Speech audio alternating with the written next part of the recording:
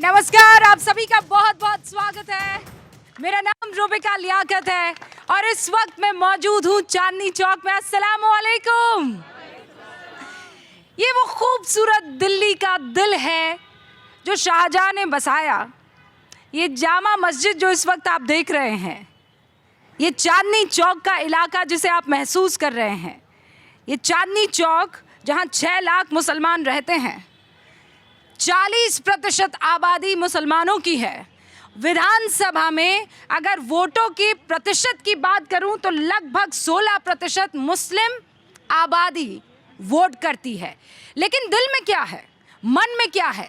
मोदी मुल्क और मुसलमान में मुसलमानों की मोदी को लेकर, मुल्क को लेकर क्या बात है, जहन में वो क्या ख्यालात है, आज जानने के लिए हम आ गए हैं चांदनी चौक में।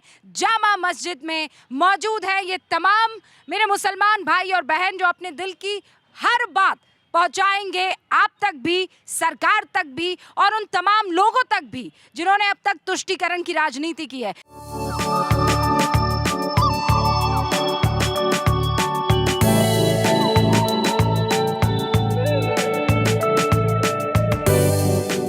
चांदनी चौक और जामा मस्जिद दोनों ही लाल किले के सामने हैं और बेहद करीब, लेकिन दोनों इलाके 2 अलग-अलग विधानसभाओं में आते हैं।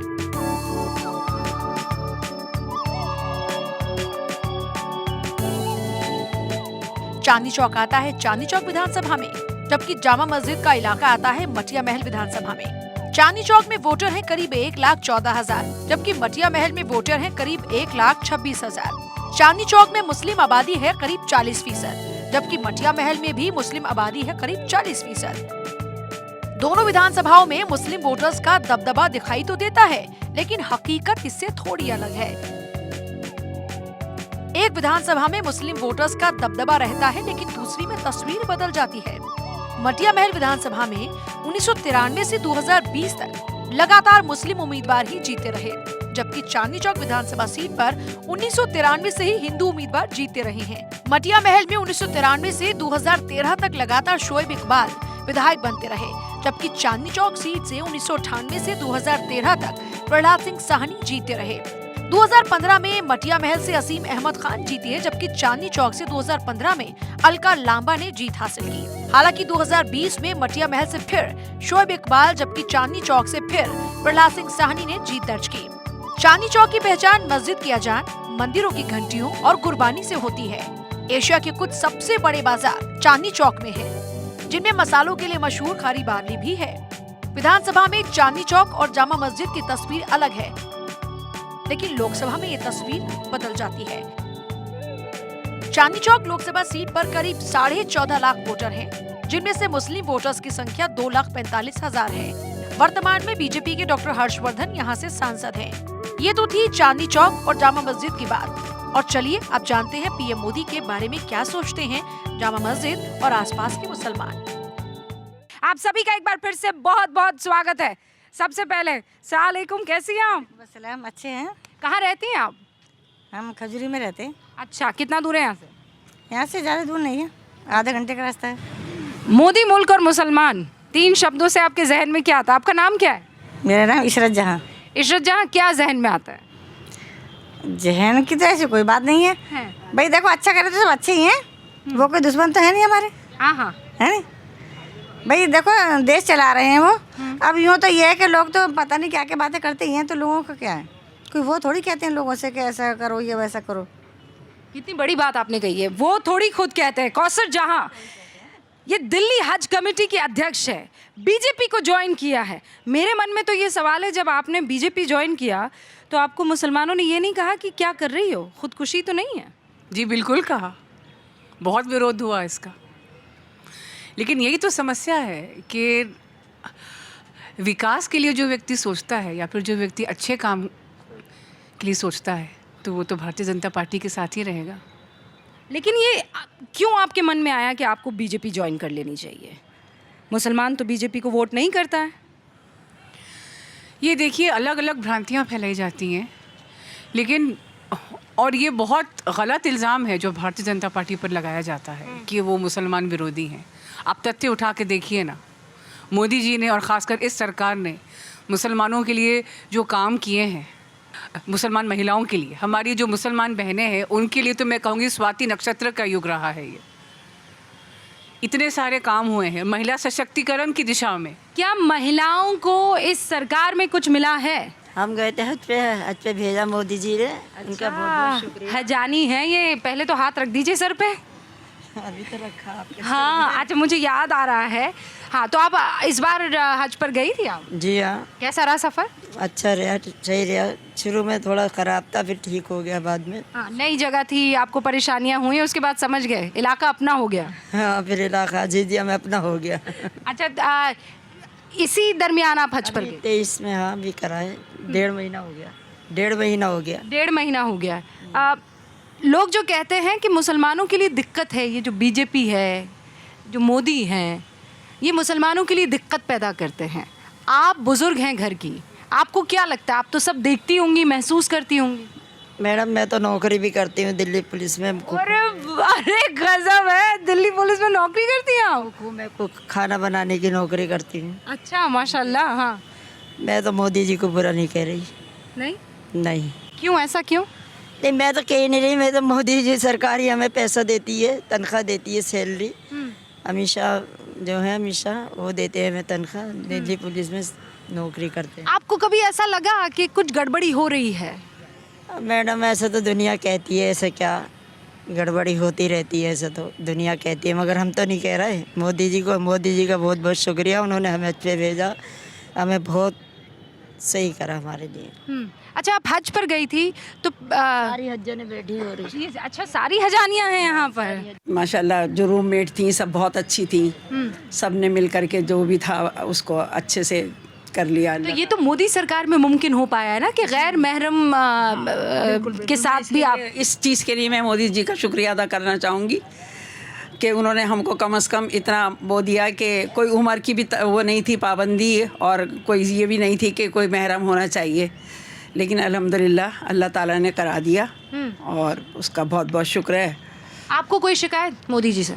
नहीं, मुझे तो कोई शिकायत नहीं है। कोई मतलब किसी तरह की कोई बात अभी अगर वो देख रहे हो भारत 24, आप उनसे कुछ एक मुसलमान महिला होने के नाते कोई बात, कोई सजेशन उनको देना चाहिए? जी जी जी जी जी क्या सजेशन देना चाहेंगे? बस यही कि जो आप कर रहे हैं अच्छा ही कर रहे हैं, और अच्छा करिए लेडीज़ के लिए। क्या आपको लगता है कि लेडीज़ के लिए अच्छा काम हुआ है मोदी सरकार में? जी, मैं आपका नाम? शबाना रहमान। अच्छा। और मैं ये बिल्कुल कहूँगी कि मोदी सरकार के वक्त में मुस्लिम महिलाओं पर ख़ास तौर से फोकस किया गया है और बहुत सारे फेवरेबल काम किए गए हैं। जैसे कि आप मान लीजिए कि आप खुद पहले का रिकॉर्ड उठा के देखिए कि मुस्लिम लड़कियां पढ़ाई लिखाई इनकी तरफ ज़्यादा बढ़ी नहीं थी, मगर आज जो है ड्रॉप आउट भी आप देखिए नेट पे ढूंढ के, तो वहाँ पे ड्रॉप आउट बहुत कम हुआ है।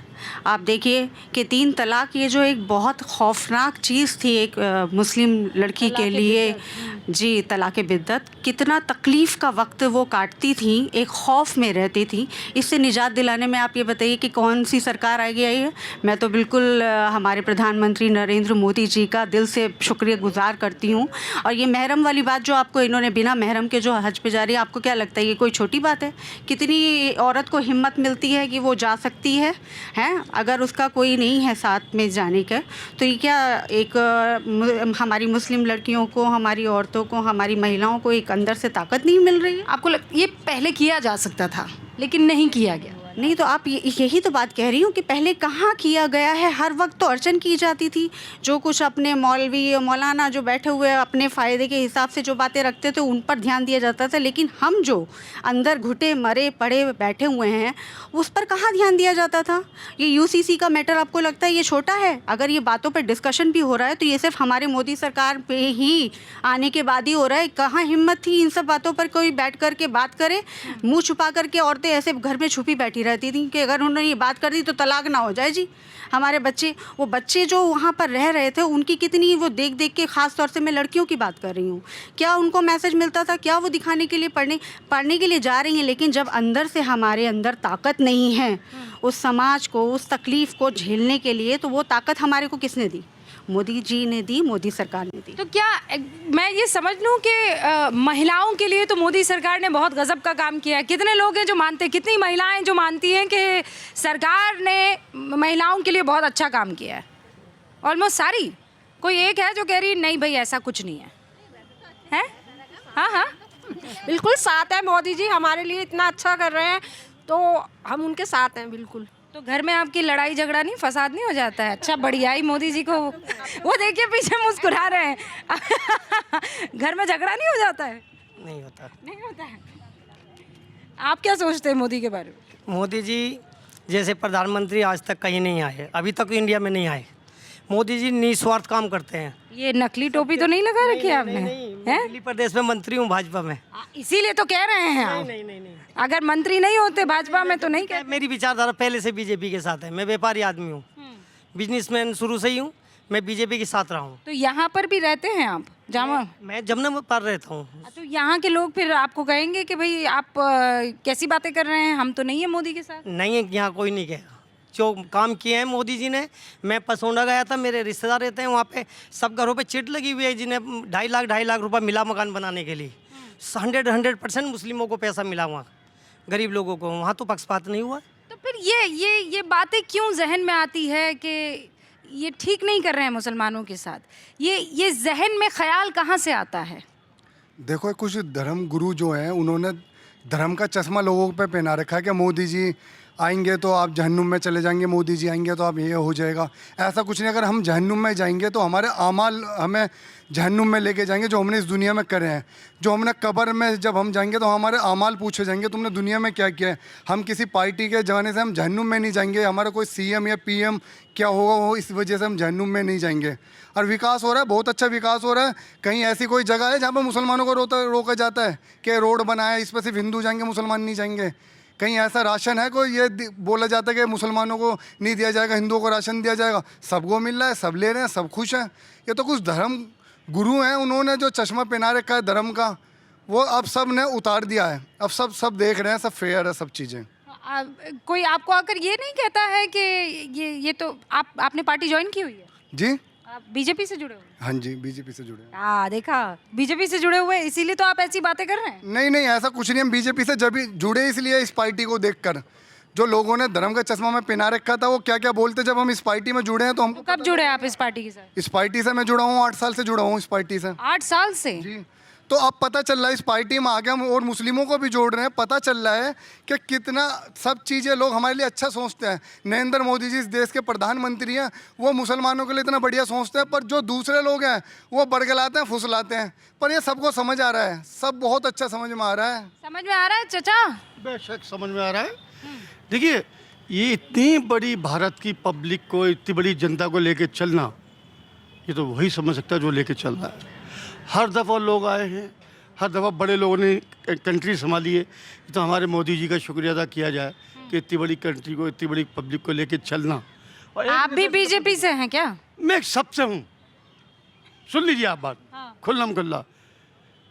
ये तो प्रोपेगेंडा पैदा करने वाले हमेशा हर हुकूमत में आते हैं, अगेंस्ट होते हैं। हमारे मोदी जी के अगेंस्ट भी होंगे, तो कोई बड़ी बात नहीं इसमें। ये तो चला आ रहा है काम। इतना बड़ा काम करना कोई आसान खेल नहीं है। मोदी जी की बहुत बड़ी हिम्मत है, कितना अच्छा काम लेके चल रहा है। That's all. अच्छा, आपको किसी ने सिखा कर भेजा है? मैं तो पहली बार आपके पास आया हूँ। आम आदमी हूँ मैं। और इतनी उम्र हो गई मुझे देखते हुए, सबको देखा। मिसेस इंदिरा जी को भी देखा, मरहूम राजीव गांधी साहब को भी देखा, सबको देखा। आज मोदी साहब को भी देख रहा हूँ।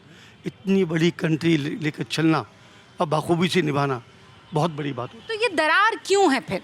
दरार पैदा करने वाले भी पैदा होते ही रहते हैं, होने दीजिए। तो फिर पार्टी उसे खत्म क्यों नहीं करती है?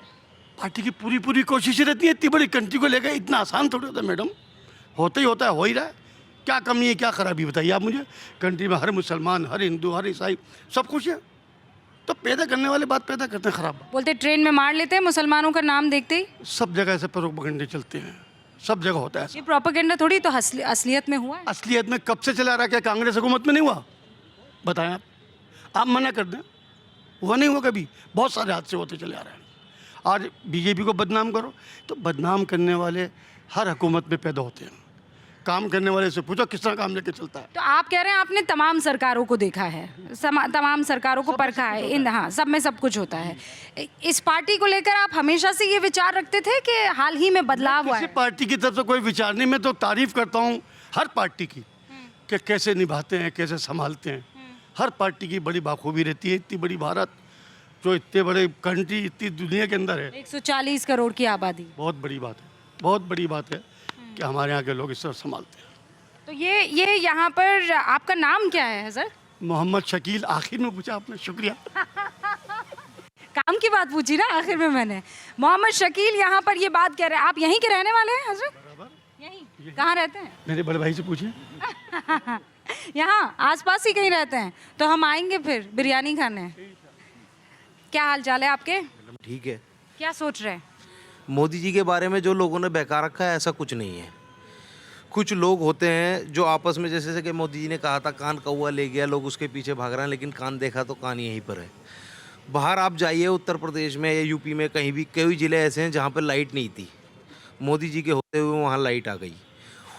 उन महिलाओं से पूछिए जिनके लिए घर में शौचालय नहीं थे, वो बाहर जाती थी शौचालय, वहाँ से शौचालय जब वो जा रही हैं तो वहाँ उनको किसी ने, गलत आदमी ने छेड़ दिया या कोई कमेंट पास कर दिया, वो आके अपने घर में नहीं बता रही। क्यों नहीं बता रही? कि अगर मैंने अपने घर में किसी को बताया, अपने हस्बैंड को बताया या अपने भाई को बताया या पिता को बताया, और मैंने उनको बताया और उन्होंने जाके वहाँ पर उससे झगड़ा करा, अगर उन्होंने उसको मार दिया तो वो जेल चले गए, अगर वो मर गए तो वो विधवा हो गई। दोनों तरफ से लेडीज़ के लिए तो परेशानी थी। उन घरों में गैस पहुंच गई है जहां पर लकड़ी जलाते में लेडीज़ की आंखों में आंसू आ जाते थे। जब बरसात का मौसम हो जाता था तो लकड़ी जलती नहीं थी, परेशानी हो जाती थी। मोदी जी ने ये नहीं पहुंचा, ये हिंदू के घर में गैस पहुंची है या मुसलमान के। अच्छा ये बताइए कि अब तक आपने जो बातचीत सुनी, आपके मन में भी कुछ ख्याल आए होंगे? आप देखिए ना, आप ये मौलाना आज़ाद का मज़ार है, उसके नीचे देखिए आप जनरल शाहनवाज हुसैन का मज़ार है, और यहाँ की गंदगी देखिए आप। इस गंदगी से हमें तकलीफ़ जब होती है जब टूरिस्ट इस गंदगी को कैमरे में कैद करके विदेश ले जाता होगा, क्या हमारी छवि होती होगी। स्वच्छ भारत अभियान का नारा मोदी जी ने दिया, कहीं ना कहीं दम तोड़ता नज़र आ रहा है। किसकी वजह से? सांसद की वजह से। वो आते नहीं हैं यहाँ पर।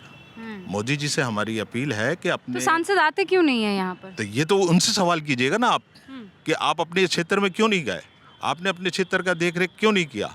और कभी नहीं आया। हिस्टोरिकल मोनूमेंट जो दो लाल किले, एक बेंच नहीं है किसी टूरिस्ट के बैठने के लिए। अब ये शिखर सम्मेलन जो हो रहा है, जो टूरिस्ट आएगा तो कहाँ बैठेगा? कोई दो पानी का प्याऊ नहीं है कोई। ठीक है, ये सारी बातें आपकी पहुंचेंगी। जो आम ज़रूरत की चीज़ें हैं उसको सांसदों को देना चाहिए किसी तरह। आपको लगता है ये इसलिए हो रहा है क्योंकि ये इलाका मुसलमानों का है? देखिए, कहीं ना कहीं जो है, हमें ये लगता है कि ये पसमानदा आबादी, गुंजान आबादी में हमें कहीं ना कहीं घुटन महसूस हो रही है, बहुत ज़्यादा घुटन महसूस हो रही है। ये मेरी माएँ बहनें यहाँ बैठी हैं, इनको ताज़ी आबो हवा नहीं मिलती, इनके लिए कोई पार्क्स नहीं है। ये बड़ी मुश्किल से हमने तैयार कराया है पार्क्स, तो ये सारी सर्वनाश हुए हुए हैं हमारे पार्कों का। तो ये खाली सांसद के लाड से आएगा कि यहाँ एमसीडी को भी काम करना है, यहाँ पे लोकल सरकार को भी, लोकल का भी मैंने जो फॉल्ट है वो बताया कि उसमें ग्रीन बेल्ट के अंदर, वहाँ कोर्ट का आदेश है कि ग्रीन बेल्ट के अंदर कोई अतिक्रमण नहीं हो सकता, फिर भी उन्होंने रैन बसेरे यहाँ बसा दिया, और एक नहीं 5 हैं जिसमें मुस्तहिक लोग नहीं है, और परमानेंट लगा दिए, जबकि 3 महीने के लिए लगते हैं जाड़े में। चलिए, हम इनसे नहीं कहते, हम कहते हैं इसे शिफ्ट कर दीजिए कहीं पे और हमारे इस एरिया को और खूबसूरत बनाइए। ठीक है, इस एरिया को खूबसूरत बनाने के लिए तो आपकी इस जद्दोजहद के साथ हम खड़े हुए हैं। लेकिन अगर मैं ओवरऑल मुसलमानों और मोदी के कनेक्शन और रिश्ते के बारे में बात करूं, तो वो रिश्ता आपको कैसा लगता है? वो रिश्ता अभी कमज़ोर है। कमज़ोर है? कितनों को लगता है कि रिश्ता कमज़ोर है? दिल पर हाथ रखकर बताइएगा और ईमानदारी से, आपको कमज़ोर लगता है? जी बिल्कुल बिल्कुल। और क्यों कमज़ोर लगता है? बहुत सारी चीज़ें हैं, क्या क्या बताई जाएं आपको। मोदी जी, अगर ये लगता है हमें कि जो मुस्लिम महिलाएं हैं उनके लिए थोड़ा कम कंसल्ट हैं, बाकी हिंदू औरतों के लिए, लेडीज़ के लिए ज़्यादा कंसल्ट हैं। हमको मेरा अपना आइडिया है, बाकी उनके दिल में क्या है। ट्रिपल तलाक तो उन्होंने बंद करवाया है, उज्ज्वला योजना की तो उसमें हिंदू और मुसलमान नहीं देखा गया है। हर घर जो पानी की बात हो या शौचालय की बात हो, उसमें ये नहीं देखा गया कि ये कौसर बी के यहाँ जब पे जा रहा है या कुमारी शैलजा के यहाँ पर जा रहा है। जी, ये बात आपकी ठीक है बिल्कुल, लेकिन फिर भी जितना और मुसलमान लेडीज़ के लिए थोड़ा और कंसल्ट हो। मुस्लिम औरत के मन में ये बात बैठी हुई है तो क्यों बैठी हुई है फिर? आप अगर आप यहाँ पर आ पाए तो? हाँ, ये बात बैठी हुई है तो इसका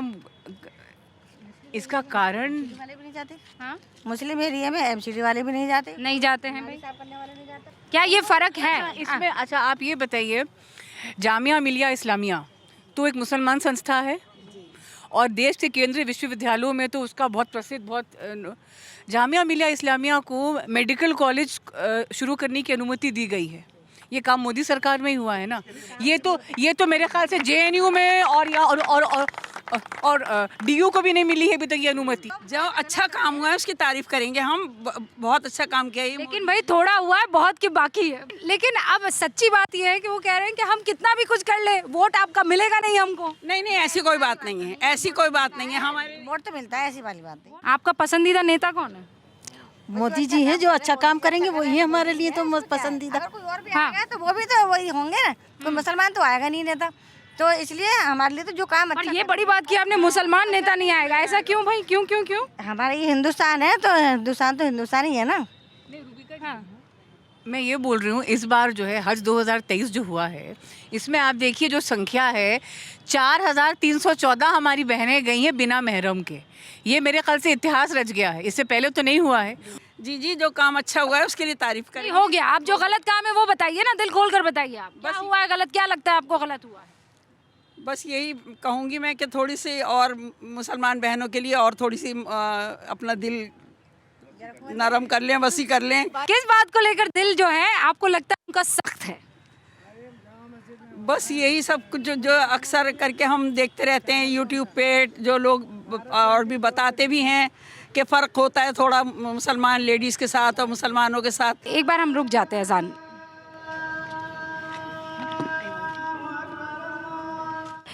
मैम आप ये कह रही हैं कि कुछ तो है जो ठीक नहीं लग रहा है, लेकिन वो महिला जिसके साथ मोदी ने ठीक किया है उसे भी अगर ये एहसास हो रहा है कि कुछ ठीक नहीं हो रहा है तो फिर तो गड़बड़ है ना। वो ये कहेंगे हमने आपको सब कुछ दिया, हमने आपको गैर महरम के तहत जो है हज करने का मौका दिया, उसके बाद भी आप कह रही हैं कि कुछ नहीं हुआ है। वो क्या कुछ है जो नहीं हुआ है? क्यों आपके मन में ये अपनी बात नहीं कर रही हूँ, सबकी? जी मैं खुदा ना करे मेरे साथ कुछ ऐसा नहीं हुआ है, लेकिन जैसा कि मैं अक्सर देखती हूँ सुनती हूँ, कुछ एरियो में ऐसा हुआ है कि जो गैर, तो वो तो क्राइम से रिलेटेड हुआ ना। वो तो हिंदू महिला के साथ भी हो सकता है। मतलब आप ये कह रही हैं सिर्फ मुस्लिम औरतों के साथ क्राइम हो रहा है और हिंदू औरतों के साथ नहीं हो रहा है? नहीं हो रहा है हिंदुओं के साथ भी, लेकिन अक्सर करके भी सुना गया है कि जो लेडीज़ मुस्लिम हैं उनके साथ ज़्यादा उनको टारगेट किया जाता है। ये किसने कहा आपको? अक्सर खबरें आती रहती हैं, सुनते भी रहते हैं, देखते भी हैं। ये जो शंकाएं हैं, ये शंका क्यों इनमें चल रही है? जिस तरीके की भ्रांतियां ये फैलाई जाती हैं, सेकुलर पार्टी जो अपने आप को कहते हैं, इनमें जो लीडर हैं, मुस्लिम लीडर हैं, इनको अब ये डर सताने लगा है कि मुसलमान बड़ी तेजी के साथ मोदी जी के तरफ बढ़ रहा है। मुसलमान जो है तेजी से मोदी को पसंद करने लगा है। कितने लोग ऐसा मानते हैं? हाँ, ये सही बात है, आपको लगता है? हाँ। मोदी जी ने काम किया है मुसलमानों के लिए, पासमानदा मुस्लिम समाज से जितना वोट अब के हमें मिला है मुस्लिम समाज का, तो इसका मतलब जुड़ रहे हैं ना। मैं ये कहना चाहता हूँ कि यहाँ हमें पढ़ाई की कमी है, एजुकेशन की कमी है। आज 50% ये समझ लिए मुसलमान कहीं सुनी बात में आ जाता है। ये क्या है ना, अब ये कहते हैं कौआ कान ले गया, कान ले गया, कान भी तो देखिए ना। आपकी क्या राय है? मैडम जो आपने ये पोस्टर लगा रखा है मोदी मुल्क और मुसलमान, इसका मतलब मैं ये समझता हूँ कि हिंदुस्तान बगैर इन तीनों के हिंदुस्तान मुकम्मल नहीं है। 47 के अंदर जो हमारा एक मुल्क दूसरे मुल्क में बढ़ गया जिसको पाकिस्तान कहते हैं, तो हिंदुस्तानी मुसलमानों ने उस दौरान भी इस्लामी सेटअप नहीं अपनाया। वो आज भी अपने मुल्क से प्यार करते हैं और आगे भी करते रहेंगे। मोदी जी तमाम हिंदुस्तानियों के लिए काम करते हैं, इसमें हिंदू, मुस्लिम, सिख, ईसाई सारे एक साथ हैं। नहीं, पर शो तो करना पड़ गया ना, मोदी मुल्क और मुसलमान, इसलिए क्योंकि मुसलमान और मोदी के रिश्तों को हमेशा ये कहा जाता है कि दुरुस्त नहीं है। मैडम देखिए, मोदी और मुसलमानों के बीच में एक भ्रम है, भ्रम, पर्दा। तो वो पर्दा कौन हटाएगा? पर्दा हटाने की ज़रूरत है हम सबको मिलके। उसमें आपका भी रोल है, हमारा भी रोल है। मोदी जी अकेले 130 करोड़ या 120 करोड़ के प्रधानमंत्री नहीं है। मोदी जी प्रधानमंत्री हैं 140 करोड़ लोगों के लिए, और उन्होंने महिलाओं के लिए, पासमानदा लोगों के लिए, हिंदुस्तान में रहने वाले हर इंसान के लिए काम किया है। और हमको लगता है कि हमको उनके इस काम को अपने दिल से, अपने दिमाग से अपनाना चाहिए। लेकिन वो कुछ भी बेहतर जो करने की कोशिश करते हैं, सुनिए ना सर, तो ये कहा जैसे CA/NRC आया, सारा मुसलमान घर के बाहर आ गया। ट्रिपल तलाक आया, सारा मुसलमान घर के बाहर आ गया। अब UCC की बात आ रही है, सारा मुसलमान घर के बाहर आ रहा है। बात सुनिए, UCC जो आ रहा है वो आ रहा है 140 करोड़ हिंदुस्तानियों के लिए।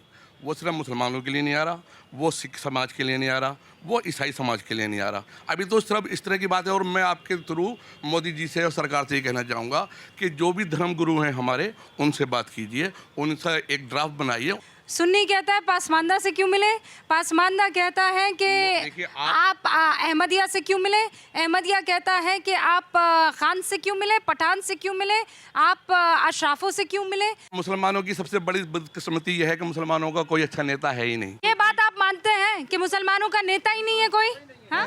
है, मैं मानता हूँ कि मुसलमानों के नेता भी हैं। मुसलमानों के नेता हैं? नेता है, मुसलमानों के नेता हैं? नहीं है मुसलमानों के नेता हैं? नेता कौन है मुसलमानों के नेता? नहीं, मुसलमानों का कोई एक नेता नहीं मुसलमानों का कोई नहीं। कोई भी नेता नहीं है ना। है नहीं कि हम चुन नहीं पाते।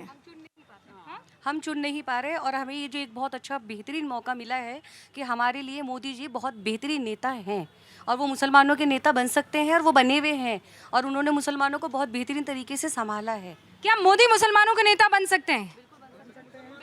जोर से बोलिए, बन सकते हैं? हाँ, बन सकते हैं। हाँ, नहीं बन सकते। जो मोदी जी हैं वो, मैं ये नहीं कह रहा कि सारे काम उन्होंने बुरे ही किए, बहुत सारी चीज़ों के नाम भी बदले। पहले सरकारों में जो मुसलमानों के रोज़गार के लिए योजनाएं थीं 5, अपनी धरोहर, सीखो और कमाओ, उस्ताद, नई सुबह, नई मंजिल, लाइक उन सबको मर्ज करके एक बना दिया, उसमें PMG का नाम आ गया।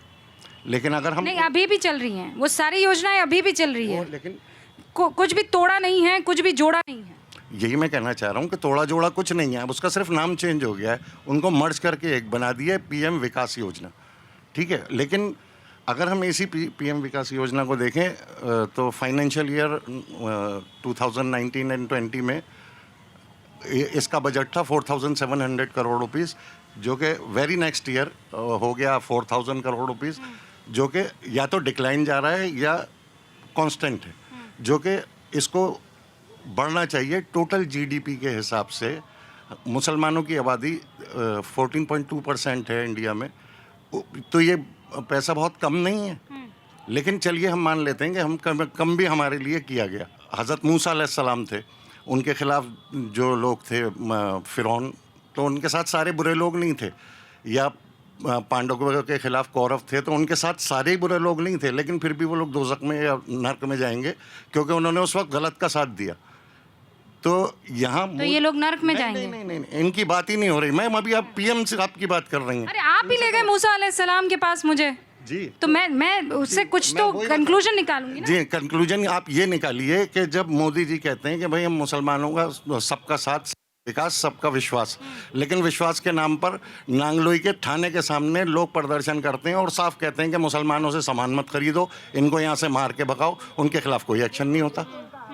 तो हम कैसे समझ, और जब कोई एक्शन नहीं होता इसका मतलब मोदी जी उनके साथ हैं या सिस्टम उनके साथ है। जब सिस्टम उनके साथ है और उनको ऐसा करने पर प्रोत्साहित कर रहा है। मुस्लिम मोहल्ले से शोभा यात्रा निकलती है तो पत्थरबाजी होती है, तो मैं ये मान लूं कि मुसलमान हिंदुओं के साथ नहीं है क्योंकि एक घटना घटी है? न, ऐसी बात बिल्कुल नहीं है। तो आपने एक नांगलोई के इंसिडेंट से ये मान लिया कि मोदी सरकार मुसलमानों के खिलाफ है, तो एक मोहल्ले में अगर पत्थरबाजी हुई, पत्थर फेंके गए हैं, तो मैं ये मान लूं कि मुसलमान हिंदुओं को बर्दाश्त नहीं करता है? लेकिन मुसलमानों पे तो फटाक से वो उनके भी केस रजिस्टर्ड हो जाते हैं जो सिर्फ भागते दिखाई दे रहे हैं, लेकिन वहाँ जो खुल के अपना नाम ले रहे हैं, अपना पद बता रहे हैं, उनके खिलाफ कोई वो नहीं होता। अब मोनू मानेसर को ले लीजिए या बाबू बजरंगी को, तो अभी ADGP का वहाँ पे बयान आ गया, उन्होंने कहा कि भाई मोनू मानेसर ने तो कोई ऐसा वो ही नहीं दिया, भड़काऊ भाषण। हाँ, लेकिन आप मोनू मानेसर आपको याद है, बजरंगी आपको याद है, लेकिन घर पे पत्थर इकट्ठा किए हुए सिलेंडर फोड़ने वाले लोग नाम याद नहीं है आपको। ऐसा क्यों? हमें पहलू खान तो याद रहता है, हमें अखलाक याद रहता है, हमें जुनैद और नासिर याद रहते हैं, लेकिन हमें कन्हैया याद नहीं रहता है जिसका गला रेत दिया जाता है। हमें वो अंकिता सक्सेना याद नहीं रहती है जिसको मार दिया जाता है। हमें वो हिंदू लिंच किए गए साधु याद नहीं रहते हैं। जुनैद नासिर अखलाक। देखिए, उनके मारे गए तो कोई मुसलमान उनके साथ खड़ा हुआ? आप मुसलमानों के साथ खड़े हो रहे हैं। नहीं। वो पत्थरबाजों के साथ खड़े हो रहे हैं सिर्फ दो का नाम लेकर। कातिलों के साथ नहीं खड़ा हुआ हूँ मैं मुसलमानों के साथ खड़ा हूँ। लेकिन अगर मुसलमानों में कोई कातिल है तो बिल्कुल सज़ा मिलनी चाहिए, जो कि उन्हें मिली भी। लेकिन यहाँ क्या हो रहा है, नहीं मिल रही है सज़ा। हमने ये मानसिकता बना ली है, हमारे ही समाज के उन भाई जैसे लोगों ने ये मानसिकता बना ली है कि मोदी हमारा दुश्मन है। लेकिन पहले शेर होता था एक, मैं अपनी बात मुकम्मल कर लूँ। एक ही सब में खड़े हो गए महमूद और अयाज, ना कोई बंदा रहा ना कोई बंदा नवाज। अब ये है कि एक ही सब में खड़े हो गए महमूद अयाज, और बंदा नवाज भी है और बंदा भी है, क्योंकि अब पसमानदा मुस्लिम कोई देख लीजिए। नहीं, पसमानदा नहीं, पहले इस बात पे। जी, अब भाई का सवाल क्या था, मेरे ये समझ में नहीं आया। ठीक है, वहाँ पर कुछ मैं जो समझी हूँ, आपके लिए कोई कितना भी कुछ कर ले, मोदी कितना भी कुछ कर ले। एक सेकंड, मैं उनके सवाल बता रही हूँ ना। दे रहे हैं आपसे, एक्सेप्ट क्यों नहीं कर रहे हैं? मेरा ये सवाल है आपसे। कहाँ दे रहे हैं भाई? ये बैठी है ना, एक सेकंड। हज बहन नहीं है क्या आपकी? बिल्कुल बहन है। उससे पहले क्या मोदी जी ने, उससे पहले भी तो सारे यहाँ मुसलमान ही थे ना इस पद पर। एक सेकंड, उसके अलावा let me complete first then. अब यहाँ पर ये बात आती है कि वहाँ पर जहाँ बराबर का सम्मान देना चाहिए था, कितने मुसलमानों को वहाँ से हमारे एमएलए का वोट नहीं दिया ना, उसके बावजूद भी चेयरमैन बनाया। ये बड़ी बात है, एक्सेप्ट करिए ना कि मुस्लिम समाज ने मोदी को वोट नहीं दिया। अपनी बात कंप्लीट कर रहे हैं, दूसरे की नहीं करने दे रहे। Please let me complete first. पहले एक बार इनको बोल, मैं बोल लूँ। मन में कोई बात है तो निकल जानी चाहिए। जब दोनों जो बात कर रहे हैं ना यहाँ खड़े होके, आप बीजेपी की बात कर रहे हैं, आप मुसलमान की बात कर रहे हैं, आप हिंदुस्तान की बात क्यों नहीं कर रहे हैं? हम हिंदुस्तान की बात मर रहा है, सुनो पहले, मर रहा है हिंदुस्तानी, ना हिंदू मर रहा ना मुसलमान मर रहा। आप बीजेपी के कह जा रहे हो, आप मुसलमान कह जा रहे हो। बात करो हिंदुस्तानी की, कि हिंदुस्तानी को कहाँ तकलीफ है, हिंदुस्तानी कहाँ मर रहा है। सुनो मेरी, हिंदू का मरता है जब तकलीफ होती है, मुसलमान का मरता है जब तकलीफ होती है। उन लोगों से पूछो जिनके मरते हैं। हम क्या कर रहे हैं यहाँ पे, राजनीति ना सुनाओ ये बातें कि मोदी ने ये करा। सुनो मेरे, सुनो ना 140 करोड़ मुसलमान पूरे हिंदुस्तान के लीडर हैं वो। आपने अभी जो बात की थी, इस बात पे भाईजान बुरा मान गए थे, जो भी था वो तो सबके लीडर हैं और सबके नेता हैं, और सबके हक में काम भी करना चाहिए, और हो भी रहे, आगे होंगे भी। तो फिर क्यों गड़बड़ी है भाई? मैं तो समझ ही नहीं पा रही हूँ। आप या तो लोगों की सोच है, ऐसा तो नहीं है कि मैं माइक लेकर आई हूँ इसीलिए आप ये सब ऐसा बोल रहे हैं। इससे बात निकलती है, लोगों की सोच है। पीएम है, पीएम किसी के लिए बोलना नहीं चाहेंगे, चाहे वो हिंदू हो या मुसलमान हो। हमारे लिए तो बहुत बड़े। मुसलमान मोदी को वोट क्यों नहीं देता है? नहीं देते, क्यों नहीं देते? हर बार बढ़ता जा रहा है। आप पहले से देखेंगे और आज उठा के देखेंगे तो काफ़ी फर्क आया है। यहाँ नहीं आया, मैं सोच आपको दिल्ली में आया, उत्तर प्रदेश चले जाओ, उत्तराखंड चले जाओ, कहीं भी हिंदुस्तान के किसी भी कोने पे चले जाओ, मोदी को लोग पसंद कर। मुल्क के लिए, मुल्क की सलामती के लिए मुसलमान इस बात तो कह रहा है कि मोदी जैसा प्राइम मिनिस्टर हिंदुस्तान को चाहिए था, वो मिल गया। हिंदुस्तान का मुसलमान कुछ भी हो सकता है, देश का गद्दार नहीं हो सकता। हमारे साथ एक डबल स्टैंडर्ड है, हमें ऐसा लगता है, और जो कि क्लियर तौर पे लगता ही है। क्या डबल स्टैंडर्ड है? क्या मोदी सरकार डबल स्टैंडर्ड या दोहरा रवैया करती है देश के मुसलमानों के साथ? हाँ, ना कहने वाले जोर से बोलो, हाँ कहने वाले भी नहीं, हाँ कहने वाले कह दीजिए। मैं, अरे कोई बात नहीं, कीजिए, नहीं कहिए। आपको लगता है डबल स्टैंडर्ड होता है? बिल्कुल होता है। यहाँ दो लोग हैं जो कह रहे हैं कि डबल स्टैंडर्ड यहाँ अख्तियार किया जाता है, लेकिन यूसीसी को लेकर, सीए एनआरसी को लेकर, ट्रिपल तलाक को लेकर मुसलमान मर्दों की अलग राय है, औरतों की अलग राय, ऐसा है? जी बिल्कुल ऐसा है। औरतें जो हैं, देखिए मोदी सरकार ने महिला सशक्तिकरण का पे इतना काम किया है। मुस्लिम जो लेडीज़ हैं उनको इतनी फ्रीडम मिली है आज के टाइम में, जैसे कि अभी कितनी औरतें बिना महरम के हज पे गई हैं। तो यही है कि औरतें जो हैं बहुत अच्छा फील कर रही हैं मोदी जी के। आपको लगता है कि औरतें अभी थोड़ा बेहतर फील कर रही है? यूसीसी आप लोगों के हक में होगा कि नहीं? हमारे हक में ही होगा, क्योंकि हम हिंदुस्तान में रहते हैं, तो ये हम सब के लिए है, किसी एक के लिए नहीं है। तो फिर ये हवा क्यों बना हुआ है कि ख़त्म कर देंगे ये लोग तो अब मुसलमानों को? ऐसा कुछ नहीं है, उनकी नॉलेज कम है, वो पढ़ाई कम है, जिसकी वजह से वो समझ नहीं पा रहे कि क्या है यूसीसी। इसका मैटर जब खुलकर आएगा, जब उन्हें समझ में आएगा, जब ही पता लगेगा क्या है यूसीसी। टोपी पहनना आजकल डर लगता है टोपी पहनने में? जी बिल्कुल, हर एक को लगता है, क्योंकि टोपी देखकर लोग उससे सामान नहीं खरीदे। ऑटो वाला जा रहा होता है, हाथ देते हैं। कईयों से यहाँ पे मेरी बात हुई। एक्चुअली यहाँ जितने भी बैठे हैं, सबसे पुराना हमारा ख़ानदान है। यहाँ पर जामा मस्जिद को नीलाम कर रहे थे अंग्रेज़, तो हमारे दादा ने छुड़ाया था। तो हम लोग तो यहाँ पे सैकड़ों सालों से हैं। 1901 का मेरे दादा का लाइसेंस था। लेकिन मैं आप बात को भाईजान, आप कह रहे हैं टोपी पहनने से डर लगता है। कितने लोगों ने टोपी पहनी है यहाँ? टोपी पहनने से डर लगता है? बिल्कुल डर नहीं लगता, सिर्फ अल्लाह के अलावा। अरे टोपी पहनने से डर लगता है कि नहीं लगता है? ना ना, टोपी पहनी हुई है। मोदी राज में डर नहीं लगता टोपी पहनने से। हमारी पहचान ही है ये टोपी। मैडम, हिंदुस्तानी मुसलमानों की आपकी तो माशाल्लाह से दाढ़ी भी है। देखो ईमानदारी की बात है जो है, खासकर हमारे इस एरिया में तो कुछ नहीं है। टोपी से भी डर नहीं लगता, दाढ़ी से भी नहीं लगता, और लगना भी नहीं चाहिए। लेकिन कई जगह पे टोपी और दाढ़ी से कुछ लोग ऐसे हैं जिन्होंने इतनी दहशत फैला रखे, लोग डर के जाते हैं। मैडम, ये बात सच्चाई है, ये हिंदुस्तान की सच्चाई है। ये भी बड़ी बदनसीबी वाली बात है, ऐसा नहीं होना चाहिए। मैं आपको सर ढककर या चादर ओढ़ के जाने में डर लगता है? नहीं डर लगता है। नहीं डर। ऐसा नहीं लगता है कि ये पहना हुआ लोग कहेंगे ये तो मुसलमान औरत है? मुस्लिम है तो मुस्लिम है, अल्लाह से डरना है बस। मोदी जी आपको कैसे लगते हैं? ठीक है। ठीक है, हाँ। अच्छे नहीं है? नहीं ठीक है। अच्छा, अच्छा कौन है? अब हम ये नहीं कर सकते कौन अच्छा है कौन बुरा। क्यों नहीं कह सकते? अरे अपने दौर के हिसाब से सब कोई अच्छा ही रहता है। अच्छा। अपने दौर के हिसाब से सब कोई अच्छा ही रहता है। तो लेकिन आपको क्या लगता है कि आने वाले टाइम में प्रधानमंत्री कौन बनेगा? 2024 का प्रधानमंत्री कौन लगता है? अभी मैं नहीं बता सकती हूँ। वाह, ये पक्का वोटर है, ये नहीं बताने वाला। आपको क्या लगता है 2024 में कौन बनता है? मोदी जी। मोदी जी लग रहे हैं आपको? आप मोदी जी ही बनेंगे। बनने चाहिए। दिल से बोलिए ना। मोदी जी ही बनेंगे। क्यों, मतलब ये आप ऐसे कह रहे हैं मोदी ही बनेंगे या मोदी ही बनेंगे? नहीं, मोदी ही बनेंगे। क्यों ऐसा? नहीं, काम कर रहा है मोदी जी, ये बात नहीं है। काम बहुत कर रहा है मोदी जी, और काफ़ी तरक्की की है देश ने। तो किसी और ने काम नहीं किया? राहुल ने काम नहीं किया? नहीं, उन्होंने भी किया है। राहुल कैसे नेता है? टाइम पे राहुल अच्छा लगता है बहुत। लेकिन ये कि राहुल तो अब किसी गिनती में नहीं है, अब तो मोदी जी हैं, तो मोदी जी ही आएंगे। राहुल के मोदी? मोदी जी आएंगे।